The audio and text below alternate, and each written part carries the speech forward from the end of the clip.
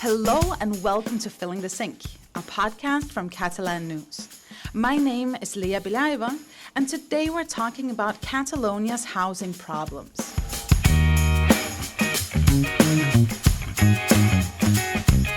In big cities around the world, finding affordable housing has become one of the biggest problems, and Catalonia and Spain are unfortunately no different. To combat the problem, in March of this year, the Spanish government introduced a reference index for rent prices to keep the prices from rising uncontrollably. Although the idea has broadly been welcomed, it turns out that the new rent cap has created loopholes and has had the opposite effect of price increases on short-term leases, while long-term housing has gotten increasingly more difficult to find. As a response, the Catalan government rushed through new regulations to, in their words, find a way to close the loopholes. But they failed to garner support to make it a permanent law. So are we back to square one? On today's podcast, we will explain what the housing laws are all about and, more importantly, the large gap there is between the law and the reality of the market. I'm joined today by Cillian and Ona van Dyck. Hi to you both. Hello. Hey Lea, how are you? Welcome. I'm excited about this topic. It's kind of complicated, but I think we're going to make it work. Yeah. We've been deep into the whole topic now for the past couple of weeks, a very deep whole subject, and a lot to delve into. Well, let's do just that. So I just mentioned before that the Spanish reference index for rent prices came into effect in March of this year. What is all of this about, and what was the purpose of the law? Effectively, it was to control rent increases in what's being termed as tense housing markets. It's been up to the various autonomous communities to decide whether or not they want to apply this law, because this came from the Spanish government. And it was also up to the regions to decide which municipalities counted as tense housing markets. Catalonia has been the only territory in all of Spain to go ahead and apply this law. And in Catalonia, a total of 271 towns and cities, covering an area where around 90% of residents of Catalonia live, they have been declared tense housing markets. It's going to be valid for 3 years, with a rent cap in place of a maximum of 3% increase yearly. All right, and then in addition to that, this is only for big property owners, right? Yeah, exactly. So this only applies to those large-scale property owners who have 5 or more properties in their portfolio, which obviously that won't count the opposite of that, the more typical thing that you see here of like families having a home in from their parents or grandparents. They are essentially exempt from this. Mm-hmm. But let me ask you, what happened with the housing market after the Spanish law came into effect? Well, we've kind of been seeing something of an unintended consequence, I suppose you could say. And that's sort of a bit of a theme of this whole podcast. We're sort of exploring that gap in between the law and the reality of what's happening on the ground. And this is exactly one of those circumstances that we're seeing this. So the law only applies to long-term rentals, more than 1 year. It does not apply to short-term rentals, which is defined between 1 and 11 months. So what's been happening? Basically, on the rental market, the offering is generally shifting from owners are taking their properties off the market for long-term rentals, where the price would be contained by this new law, and then instead offering it only for short-term rentals, where they can increase it to whatever they want. Basically, that's not contained by any law. Anecdotally, we all know a couple of friends or even work colleagues who are having a really difficult time trying to find a new place to live right now. And we've even got some numbers to back this up as well. The platform Idealista, the rental platform that's very common here in Barcelona, Catalonia and Spain, they've published some numbers in some of their studies. They've said that in Barcelona alone, 30% of the properties available are seasonal rentals. This is up 53% since last year. In Lleida, that figure rises to 650% compared to last year over in Western Catalonia. Kind of incredible. At the same time, there's also been a fall in the offer of permanent rentals. So this study, it's only used weekly metrics. It's not completely foolproof, but it's kind of one of the only sources of figures that we have in this.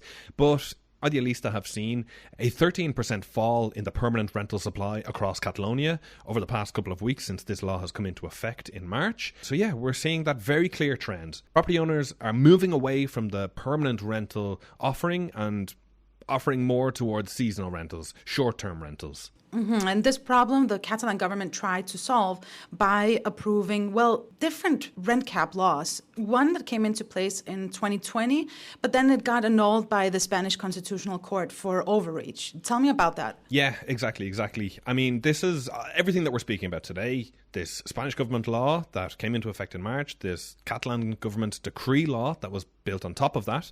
This is all built on the work that has come within the years beforehand.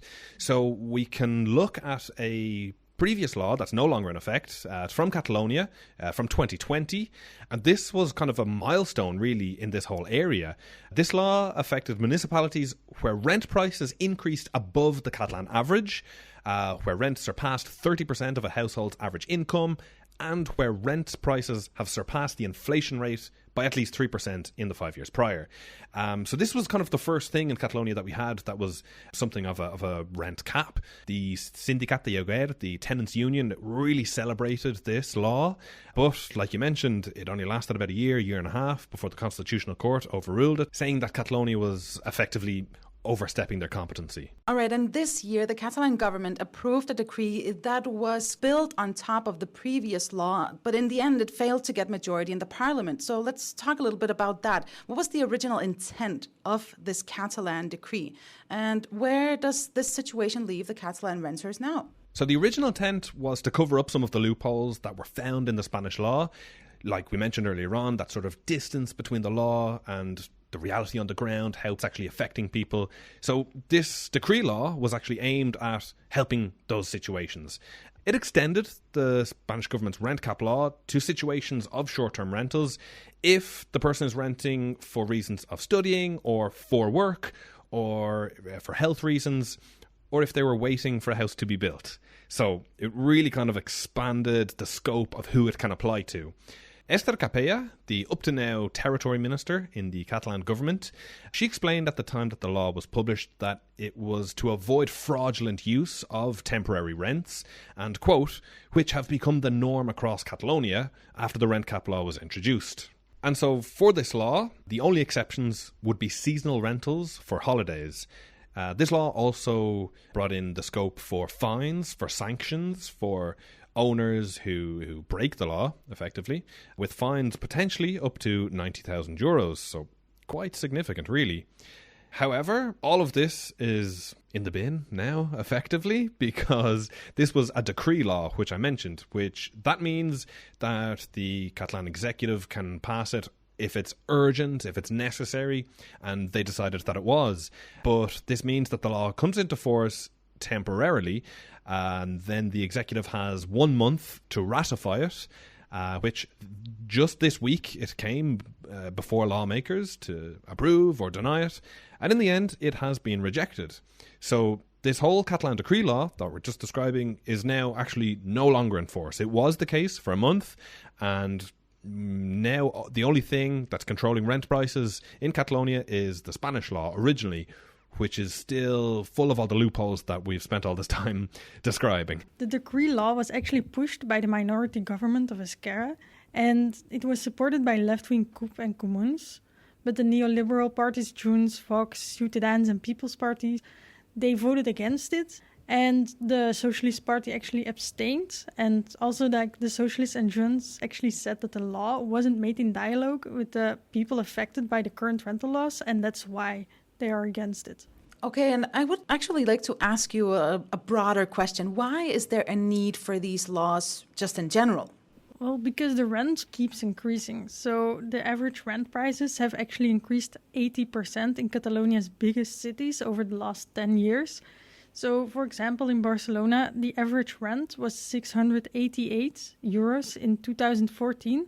But 8 years later, in 2022, you had to pay 1,026 euros on average for rent. So that's a massive increase. And other cities where this is also very visible are Lleida, Tarragona and Girona. And also Catalonia is currently the third autonomous community in Spain where people spend the most amount of money on rent in comparison to their salary. So people are spending around 58% on rent. Okay, so there's a huge need for this type of law. And I can imagine also that there have been different reactions to these laws, both in favor and against. Yeah, for sure, for sure. Like we mentioned them earlier on, the Tenants Union, they've been working for years to try and tackle this issue. But of course, we've also spoken this week with some rental agencies who are more free market thinking, who are less in favour of interference within markets. And they obviously see things quite differently, we could say. Okay, well, let's hear what they said.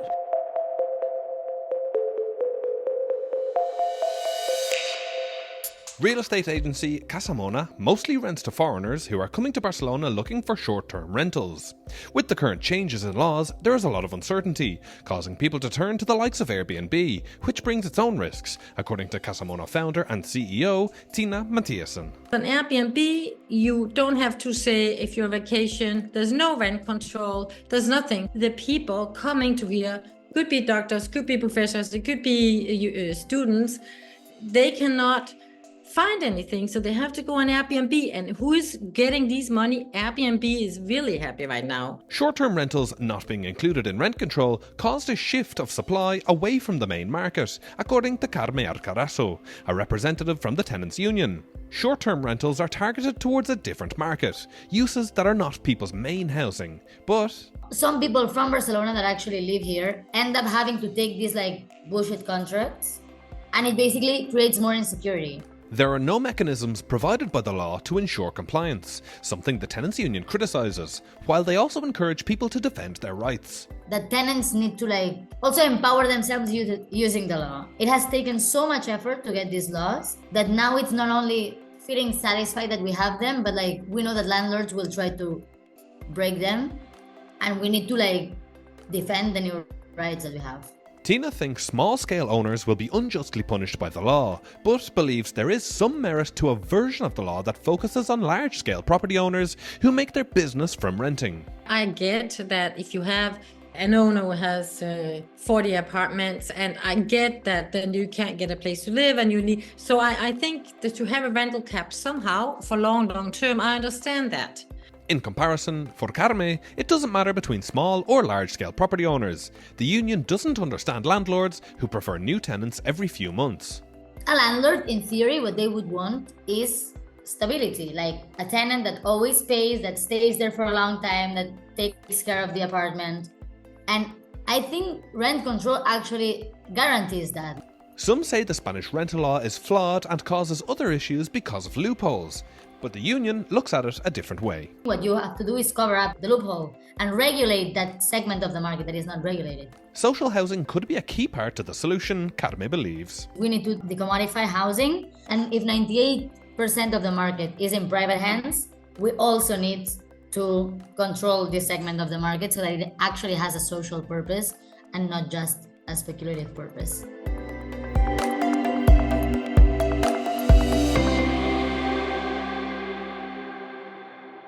Thanks to Tina and Carme for speaking with us. I think that one thing that we must talk about when we talk about housing in Catalonia and in Barcelona is Airbnb. So will people now rent out their places more on Airbnb?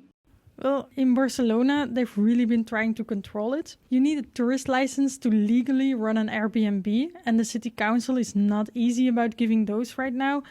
I've even heard that in the last few years there have been barely any given out. So you can't really start an Airbnb at the moment, at least not legally. So there are a lot of illegal Airbnbs in the city because of it.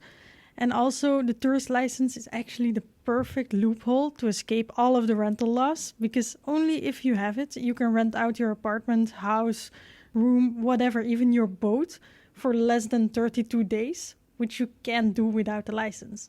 So I would say that more people might start renting out their places on Airbnb with the new rental laws, but it will definitely not always be legal. I mean, yeah, this is, I think, once again, the theme of this podcast. I think, that distance between the law and the reality. But the city is doing their best to deal with these illegal Airbnbs. They have a detection tool online where you can look up the address of an Airbnb and see whether it's registered and it has a license. So if you think your neighbor might be running an illegal Airbnb, you can fill in a form and then the city will go investigate it. And if they are caught, the fines are very high. So they're really working on it, and they even say they've reduced the amount of illegal tourist apartments quite a lot in these last 8 years. All right, so this law is only applicable to large-scale owners, which means those who own 5 or more properties. But who are these owners or these landlords? So currently we don't actually know exactly, but what we do know is that CaixaBank and Sareb, Spain's bad bank, are the 2 biggest private large-scale owners. But in general, like if you go and rent something, you wouldn't be able to know whether you're renting from a large-scale owner. Except there's one way to actually find out at the registry, which isn't convenient because you're paying for the information. But the Housing Act currently does not provide any consultation tools on this and doesn't require this information to be put in advertisements or contracts. So your landlord could be a large-scale property owner and still raise the price above the rent cap without you knowing that it's illegal. So that's just another loophole, basically. So it's a loophole that the Catalan law was trying to close by stating that in the contracts, the owners had to put in, well, who they were. Yeah, the Catalan law that isn't in effect anymore. And that's not included in the Spanish law. So it's now not obligatory for owners to specify whether or not they are large-scale property owners. Okay, so all of this, it sounds like the responsibility of many, many things is on the renters. Is that actually the case? I mean, basically, yeah. I mean, neither of the laws kind of provided any tools for inspecting if the laws are being complied with, essentially. So you've just got it down to the responsibility falls onto the renter to, if they discover that their landlord is breaking the law in any which way, it's entirely up to them to bring them to court about it. Just so many gaps, really, unfortunately, that are making people fall into just difficult situations time and time again. I mean, I think that's something that we have heard so much from so many different people. And in fact, Ona, you dove deep into the online forums to find out all of these horror stories from renters. So let's hear what you found out. Offline and online, people voice their opinions and share their stories with housing in Barcelona, like on Reddit, where there are hundreds of people commenting on the issues they faced. I make a pretty good salary for Spain and was initially rejected for most places in the range of 1,000, 1,200 euros per month. And I'm 36 and a highly skilled professional, and I want my own apartment. Being told the solutions living like I'm in university is depressing. I had to go back to my parents because I wasn't going to waste my whole salary on a shared apartment. The situation is a mess and I feel bad for people who have no other choice. We used to pay 1,350 for a 2-bedrooms apartment, and now they're renting each room for 1,100 euros. While most talk about the financial burden, some also share the loopholes landlords and agencies use to avoid the new rental laws. If an apartment is being rented for more than a year, landlords have to pay all real estate agency fees, but the reality is different. We contacted an unfurnished apartment just to find out they were renting it long term, but they require to sign a temporary contract just so they can avoid the law and make us pay the broker's fee as well. Some people are also being kicked out of their apartments and given ultimatums. I received a message telling me that either my rent will be doubled or I have to leave the flat. The owner of my flat owns the building and has 28 flats here. This will not be solved with laws or social conscience. Finding an apartment in the city is described as if you're joining the Hunger Games with thousands of other people. I've been looking for 2 months now. When I go visit a potential place, I find out that they do mass visits. They tell people to come as soon as possible, and there are like 30 visitors every day. They know the demand is far superior to the supply, so they come up with all sorts of ultra-specific conditions, like no visitors, you must not be working from home, no pets. For many, the agencies and landlords are the problem. The local landlords are the ones forcing people out of the city by actively ending contracts and raising rents. They have tenants who are stable and can pay the rent. They make 0 improvements to the property but decide that suddenly it's worth 300 euros a month more than it was yesterday. That is their choice. Thank you, Ona, for your reporting. So let me ask you, after talking about all of these problems. Are there any solutions? I mean, social housing is one thing that could go a long way into helping this situation. Barcelona, Catalonia, Spain is actually far behind the European average for the social housing stock. So this is something that could go a long way if we, instead of continuing to commodify something that's so vital for life, housing, having a place to live, take at least a bit more of a significant portion of the offering out of the private market. Just a basic offering of housing there that doesn't get overly influenced by this, which clearly we're seeing is causing a lot of people to struggle. For sure. And it's actually the thing with social housing. It's something that we talked about a couple of months ago on Filling the Sink. So if you want to learn more about the social housing situation, go back to one of our previous episodes. Social housing is obviously like a really big problem because every political party mentioned it in their pre-election campaigns for the last Catalan elections. I think it was the Conservative People's Party. They outlined the need to build 50,000 social housing homes, I believe the number was. For young people. For young people specifically, yeah. So this is not a thing that's limited to right or left of the political spectrum. It's a unifying idea. What I think is also quite important is that the laws that are being made should be coherent with the actual situation on the ground, so for the public. And there should also be some mechanisms to make sure the law is actually enforced, because just having the law on paper doesn't do anything. That's what we have seen. Well, it's time now for the Catalan phrase of the week. What is it this time, Mona? Well, this time it's actually you need two people for this one. So, Cillian, if you can help. Well, if you're in a situation and you're going to ask, like, okay, so what's next? What do we do? In Catalan, you'd say, ¿Qué hem de fer? And then you answer, Vendre la casa y anar lloguer, which means sell the house and go rent something. And it's just like a random phrase that's used if someone asks you a stupid question about what are we going to do or whatever. It's just a jokey phrase, but it fits. All right. Okay. Què hem de fer? Vendre la casa y anar de lloguer. And that's all we have time for today. Thanks for listening. Please do subscribe to Filling the Sink wherever you get your podcast if you haven't already. Thanks again to Tine Mathiessen and Carme Arcarazo for speaking with us. Thanks to you, Ona, and to you, Cillian, for joining us. Thanks for having us. Thank you. And we'll be back again next Saturday with another episode of Filling the Sink about the Catalan Snail Festival in Lleida. On behalf of the team here at Catalan News, I'm Lea Beliaeva, wishing you a great weekend. Fins aviat. Adeu.